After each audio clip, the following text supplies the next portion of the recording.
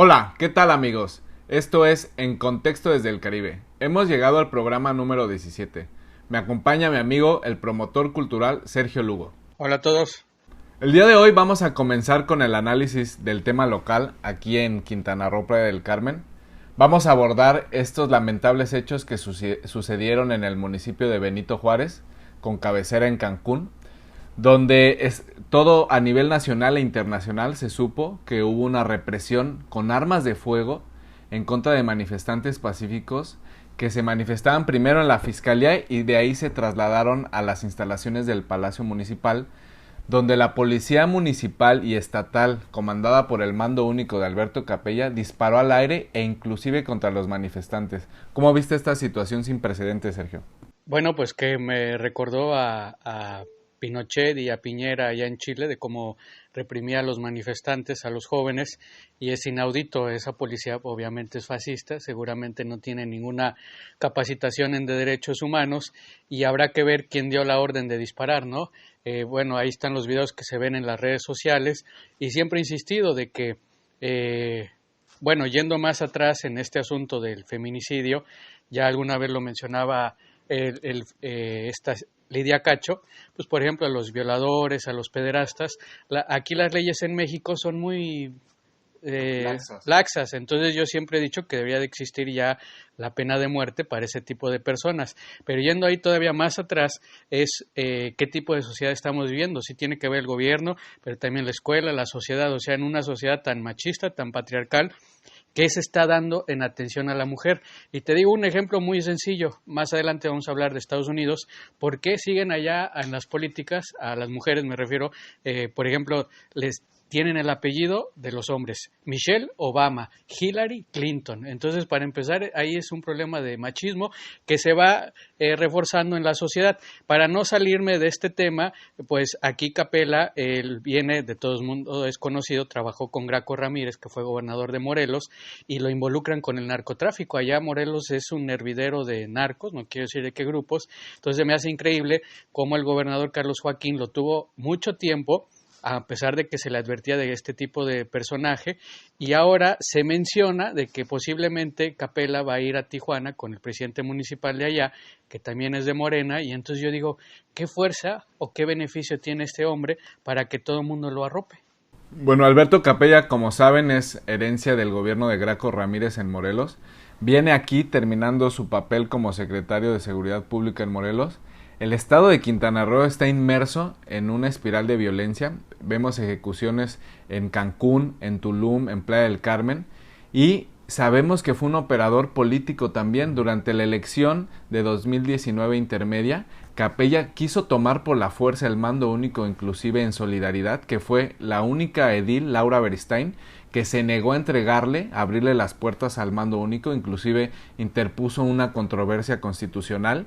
Y por el lado contrario vemos a Mara Lezama, que le abrió las puertas del mando único y le dejó que le impusieran a este señor Alberto Santamaría, que fue el primero en ser destituido porque fue el que dio la orden de disparar contra los manifestantes. Entonces vemos que es gente de Morelos en Cancún, gente de Morelos en la Secretaría de Seguridad Pública Estatal, y ahora el encargado de despacho que deja Carlos Joaquín también es gente de Morelos. Entonces vemos que los hilos lo sigue moviendo Alberto Capella. Esperemos, ya puso presión el presidente López Obrador para que no se reintegre a su cargo, porque está solamente separado por el momento para la investigación. Entonces, que quede claro que ya no lo queremos Alberto Capella en Quintana Roo, queremos que inclusive se le haga un juicio político para que ya no pueda ser servidor público.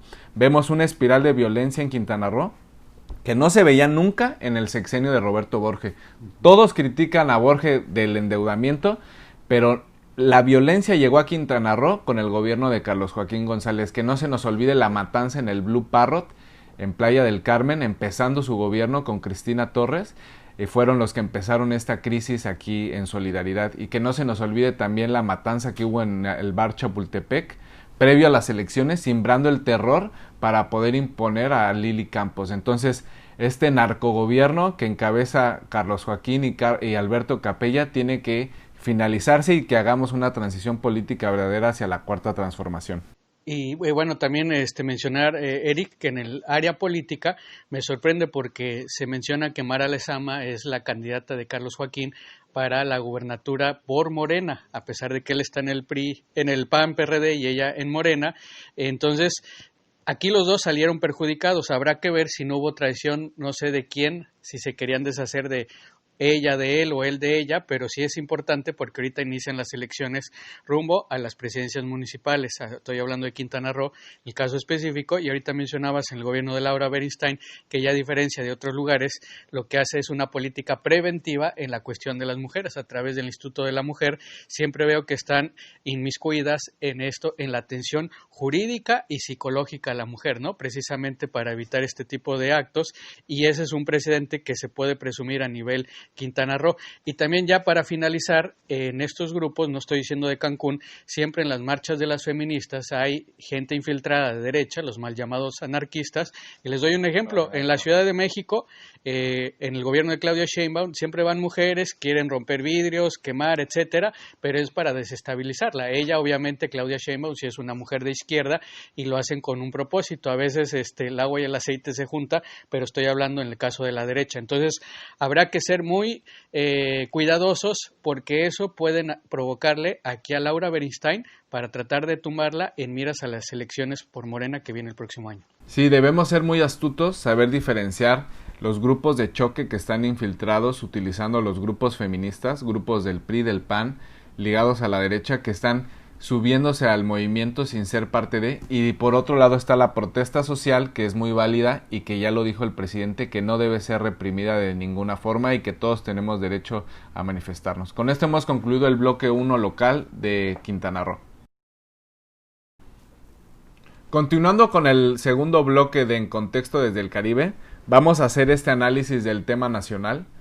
Vamos a comenzar con estas lamentables inundaciones que se dieron en el estado de Tabasco, producto de la tormenta ETA. Sabemos que no pegó directamente este huracán, pero provocó una lluvia masiva con grandes densidades de agua y pues tienen crisis al estado hermano de Tabasco. Les mandamos toda nuestra solidaridad. Se han abierto centros de acopio en diferentes puntos del país para enviar ayuda, inclusive ha llegado ayuda internacional. Pero vemos el primer gran reto que tiene López Obrador en cuanto a fenómenos hidrometeorológicos con gran impacto y en este nuevo escenario donde no está el Fonden o que se está repartiendo la ayuda de manera directa sin estos instrumentos financieros. ¿Qué opina Sergio sobre esto? Bueno, a diferencia de otros presidentes, López Obrador canceló su gira que estaba ya en Nayarit, voló en un avión del ejército y atendió directamente a las personas damnificadas. Ahí el Universal trataba de decir que no se había ensuciado sus zapatos, no se los había mojado, pero ¿qué es lo que querían? Me refiero a la derecha, o sea, hay una foto donde está Felipe Calderón cuando fue presidente, todo mojado, y no hizo nada, ¿no? Los recursos del Fonden pues se ocuparon para otras cosas, para la campaña política y no realmente para esto. Ya esa es la diferencia del gobierno de López Obrador. También hay una pugna entre el gobernador de Tabasco con Manuel Bartlett, que es el director de la CFE, donde de manera burlona pues está riéndose de la tragedia, ¿no?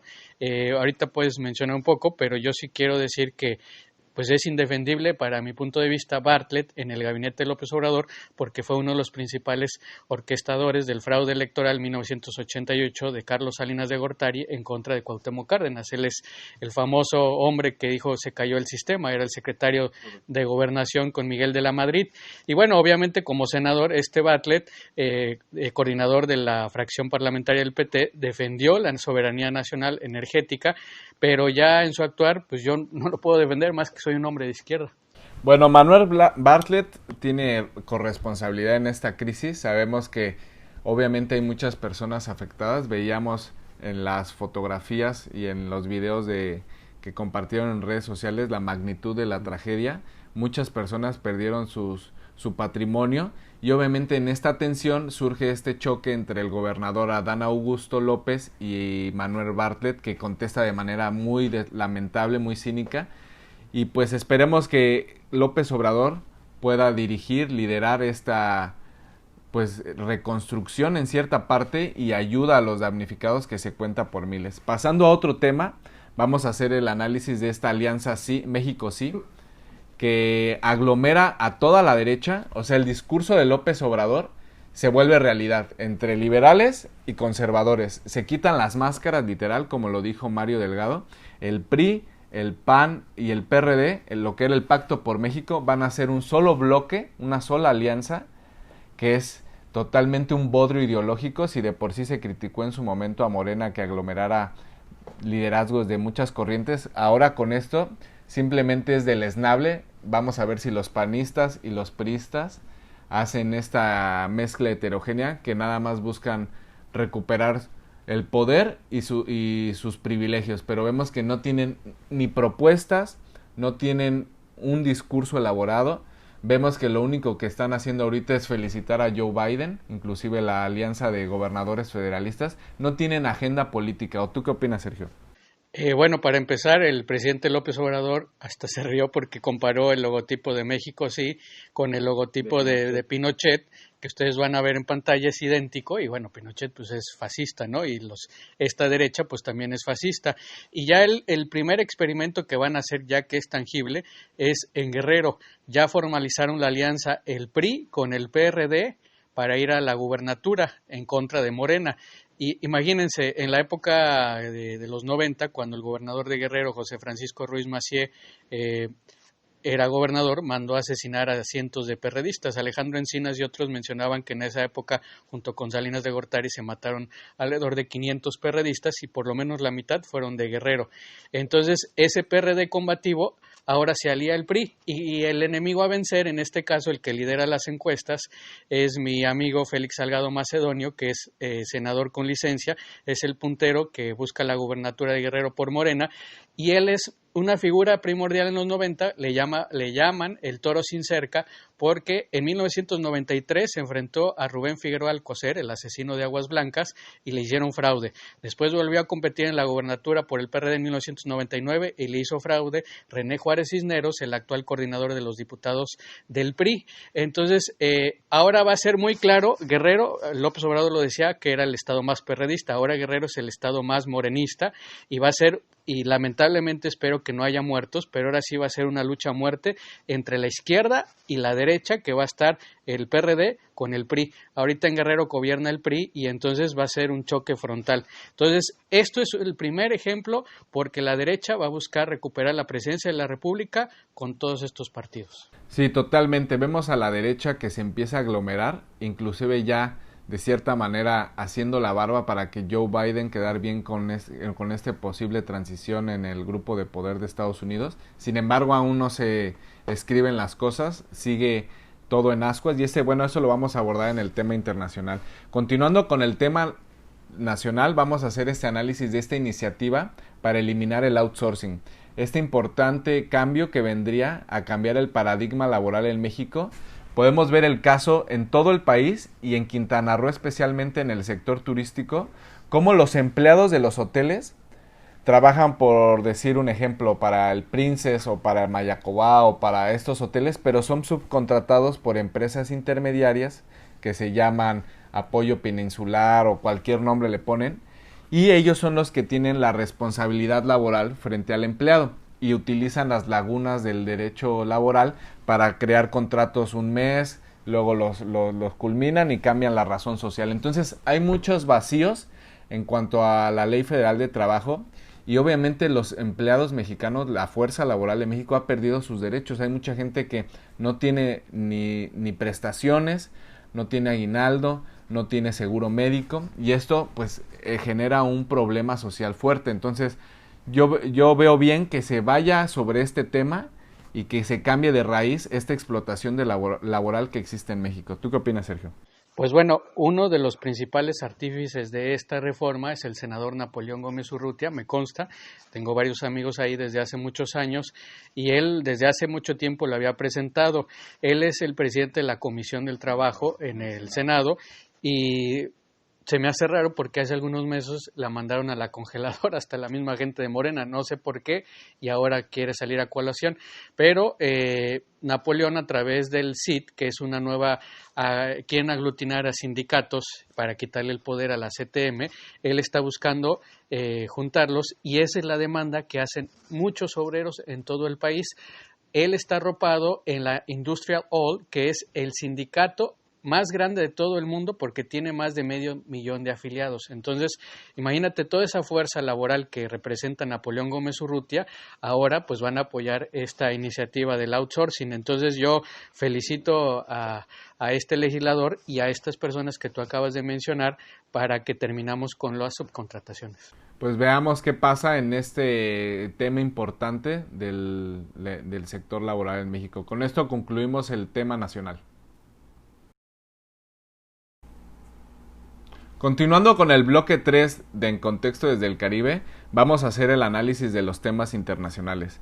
Para ello vamos a comentar la victoria de Luis Arce en Bolivia, la cual celebramos, la cual es una victoria de todo el continente porque lograron más del 50% de los votos y vimos una movilización enorme también para recibir de vuelta a Evo Morales en Bolivia. El pueblo se unió y logró vencer todo este novela que prácticamente armaron durante un año con un golpe de estado suave que inició para imponer a esta señora Áñez y que finalmente concluyó con un proceso democrático que le devolvió la certeza al país de Bolivia. ¿Qué opinas, Sergio? Pues bueno, también habrá que recordar que hace algunos días intentaron matar a Luis Arce, dejaron unos explosivos en la casa de campaña del MAS, del Movimiento al Socialismo, y es que la derecha, los cristianos fanáticos, no quieren dejar el poder, les duele.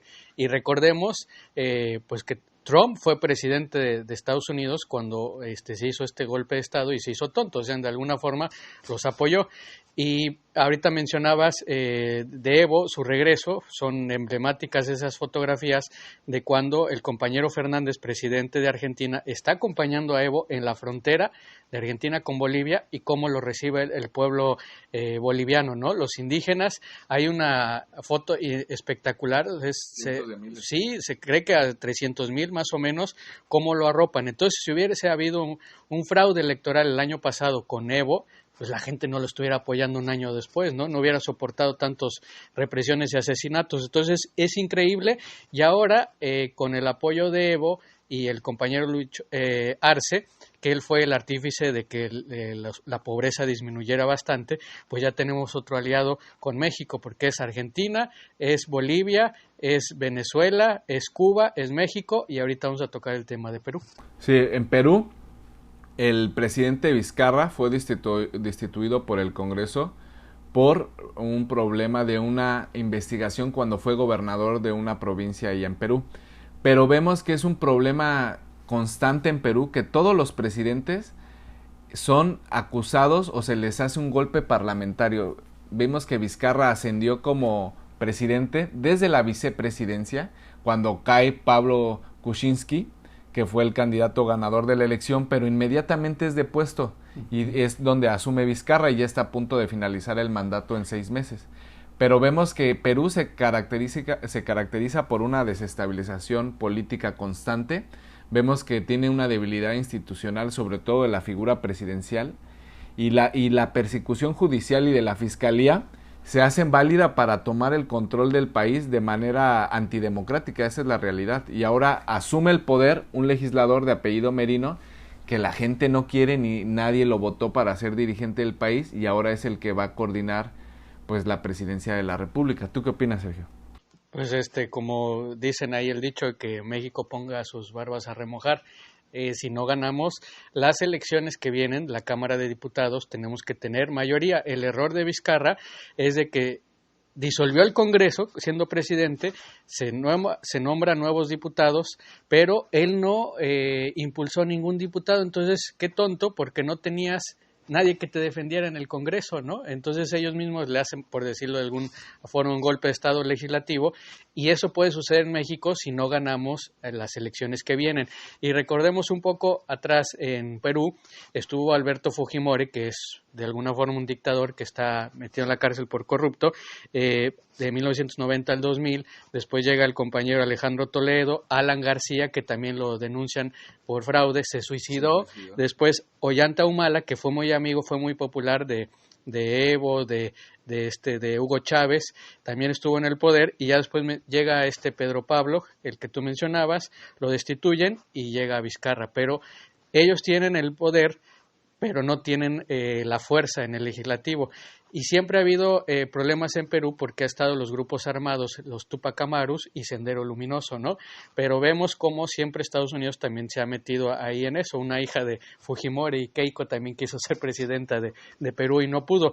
Entonces, tomemos este ejemplo muy visible para que López Obrador meta las manos ahí.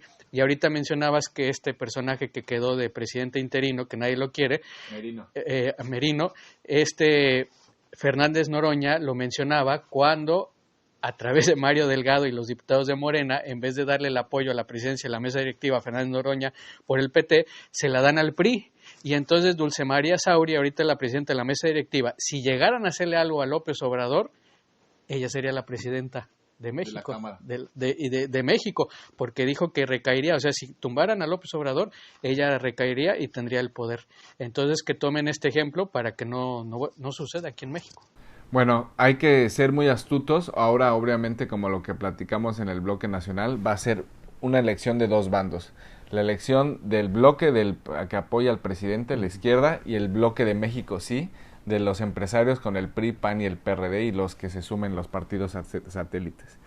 En ese sentido, es muy importante lo que vamos a analizar de la elección en Estados Unidos y el posicionamiento que ha tenido López Obrador de no felicitar y de no inmiscuirse en el proceso hasta que haya una institución de los Estados Unidos que determine que hay un presidente electo.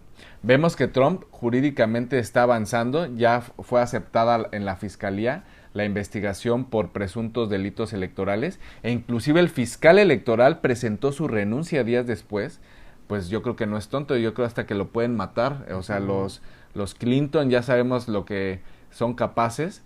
Entonces vemos que hay una inestabilidad política, pero Donald Trump no cede. Vemos los medios de comunicación muy activos, tomando papel político e inclusive el nuevo oligopolio digital, Facebook, Twitter, Google, tomando participación política, respaldando a Joe Biden abiertamente, o al menos en Facebook, que cada mensaje que emite Donald Trump viene con una leyenda de que el virtual ganador es Joe Biden. O sea, estamos viendo un papel político de las grandes oligopolios y del mainstream media tradicional de estas televisoras como CNN, Fox News, con papeles activos políticamente, y vemos que hay una desestabilidad total y que se puede alargar hasta mes y medio. ¿O tú cómo ves, Sergio? Sí, bueno, ese es el poder de los medios de comunicación y que aquí en México se replica con Reforma y ahora lo que es el Universal. Pero, por ejemplo, ahorita le dieron el triunfo a Trump en Alaska y en Carolina del Norte. O sea, los votos siguen avanzando, entonces no se puede determinar quién hasta que la Suprema Corte lo decida. Y esto me recuerda, aparte de lo que tú mencionabas de López Obrador, es que en el 2006 Felipe Calderón hizo fraude, y qué es lo que hicieron muchos países o aliados, luego a legitimarlo, ¿no? Reconociéndolo. Entonces Andrés Manuel sabe de esto y sobre todo está basado en la Constitución mexicana de lo que tú acabas de decir, ¿no? Los para principios no de no intervención y de la doctrina Estrada. Exacto. Entonces no es de que Andrés Manuel esté con Trump o en contra de Biden, sino simplemente él trata de acuerdo a la Constitución y cómo quiere que lo traten. Y ya para finalizar, me da risa cómo la derecha está forzando a Andrés Manuel, pero ahora resulta que se dice que el equipo de Joe Biden quieren un acercamiento con Andrés Manuel, ¿no? Entonces, los dos han dicho que no tienen nada en contra.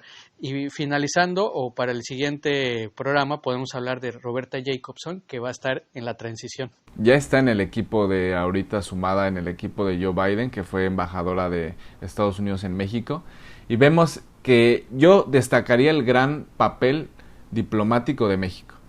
Ebrard. Sí, totalmente. O sea, Marcelo Ebrard y López Obrador al nivel de Xi Jinping en China o de Vladimir Putin en Rusia. Realmente no hay claridad todavía en la elección de Estados Unidos y no tenemos por qué intervenir de ninguna manera. Que solucionen su proceso electoral, su libre autodeterminación, y después con mucho gusto el presidente se puede reunir o hablar con el presidente electo. Entonces yo destacaría el buen papel de las relaciones internacionales de México ahora en la Cuarta Transformación. Pues con esto hemos llegado al final del bloque 3. Les agradecemos por sintonizarnos. Hasta la próxima.